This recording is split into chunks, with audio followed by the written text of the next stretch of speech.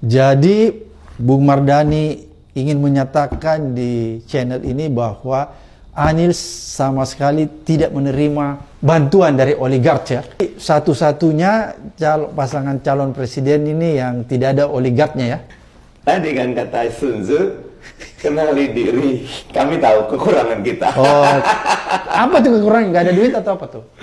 Ya, salah satunya? Salah satunya, kami mau lihat aja bikin acara Anies pertama kali kick off di Jakarta Timur di Gor Ciracas yang murah meriah gitu loh, yang daerah pinggiran, ya, enggak di tempat yang mewah gitu. Ya, emang kita lagi pengen bikin koin untuk Anies, ya kita tahu diri lah.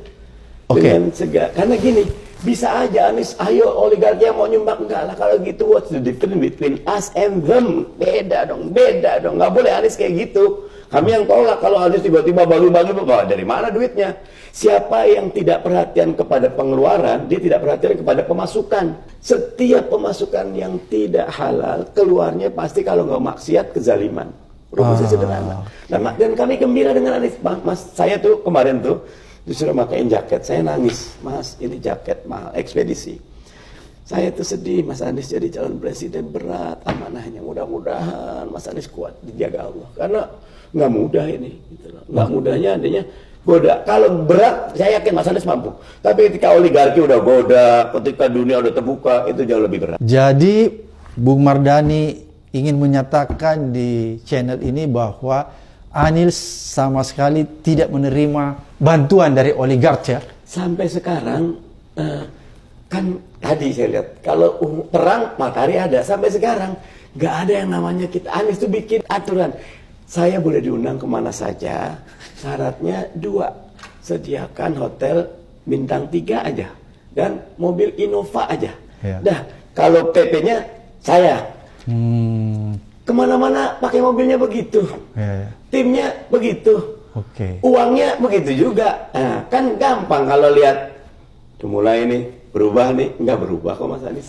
Jadi satu-satunya pasangan calon presiden ini yang tidak ada oligarknya ya? Kok ada catatan, Mas Anies naik pesawat pribadi dari Padang ke Aceh, ingat saya waktu itu, pakai Pak Surya Paloh, siapa punya lah gitu. Waktu itu saya bareng sama Willy.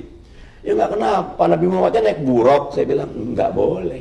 Mas Anies kalau begitu berarti Mas Anies sudah mulai tidak jelas lagi antara prinsip sama manfaat. Nggak boleh enak naik pesawat komersial aja ke Jakarta dulu. Memang waktunya pendek ke Jakarta, baru ke Aceh.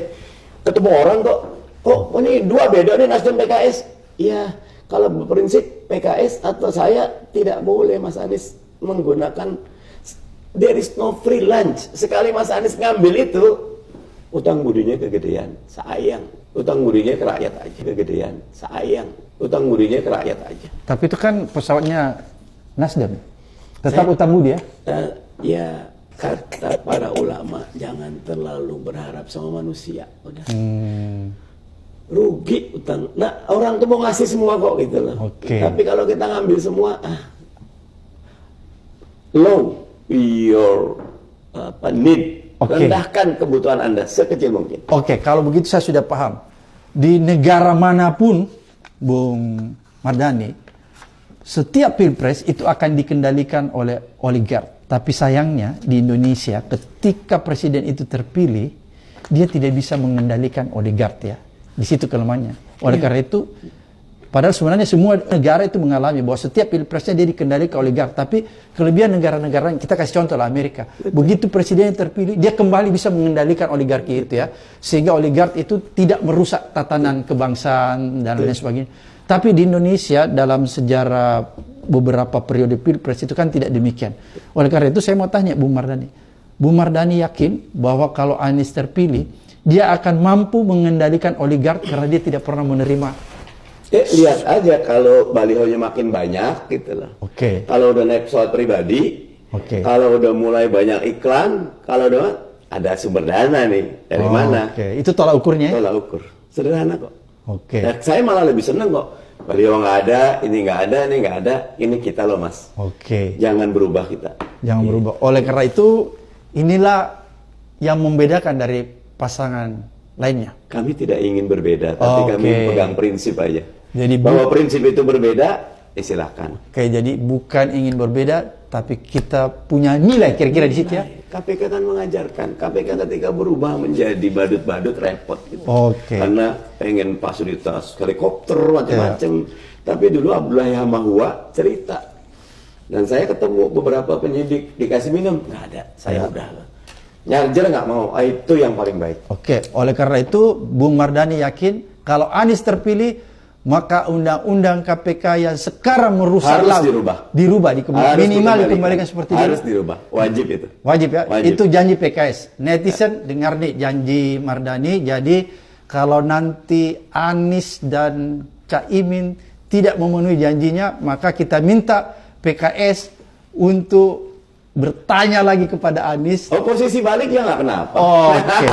Terima kasih. Ini sangat memukul kita semua dan mudah-mudahan apa yang disampaikan Bung Mardhani ini menjadi tuntunan bagi masyarakat agar bisa memilih pemimpin yang amanah dan pemimpin yang berintegritas yang bisa membawa negara dan bangsa ini menjadi kuat.